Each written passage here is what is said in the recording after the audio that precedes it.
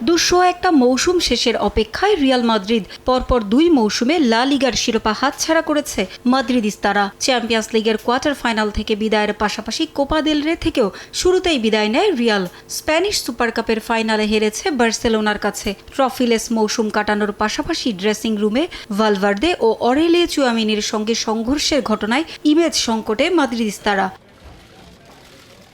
কঠিন সময়ে সমালোচক ও সমর্থকদের কাঠগড়ায় সভাপতি ফ্লোরেন্তিনো পেরেজ। অনেকেই দাবি করেছেন তার পদত্যাগের, তবে বরাবরের মতোই কথায় পটু পেরেজ সংবাদ সম্মেলন ডেকে জানিয়ে দিলেন পদত্যাগের প্রশ্নই আসে না, উল্টো পুনর্নির্বাচনের ঘোষণা দিয়েছেন তিনি। একটা মহল রিয়ালকে ধ্বংস করার জন্য পায়তারা করছে বলেও বিস্ফোরক অভিযোগ করেন পেরেজ। 2 ফুটবলারের মধ্যে হাতাহাতির ঘটনা বাইরে আসায় ক্লাবের ভেতরের একটা পক্ষের ইন্ধন রয়েছে বলেও জানান সভাপতি।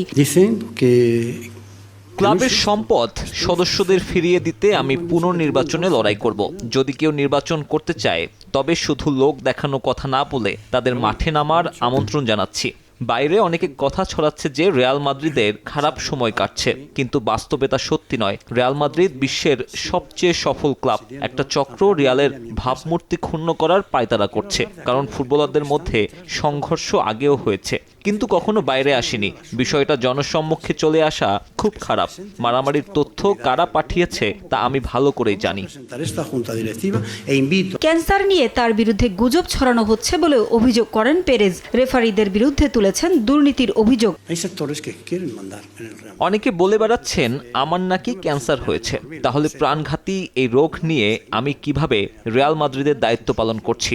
এসব গুজব বন্ধের জন্য ব্যবস্থা নেওয়া জরুরি। রেফারিদের দুর্নীতি নিয়ে আমি 500 পৃষ্ঠার একটি নথি তৈরি করেছি। কোনো দেশের লিগে রেফারিরা এমন কাজে জড়িত থাকে কিনা আমার জানা নেই। দুর্নীতি না হলে রিয়ালের ট্রফির সংখ্যা আরও বেশি হতো বলে মনে করেন সভাপতি।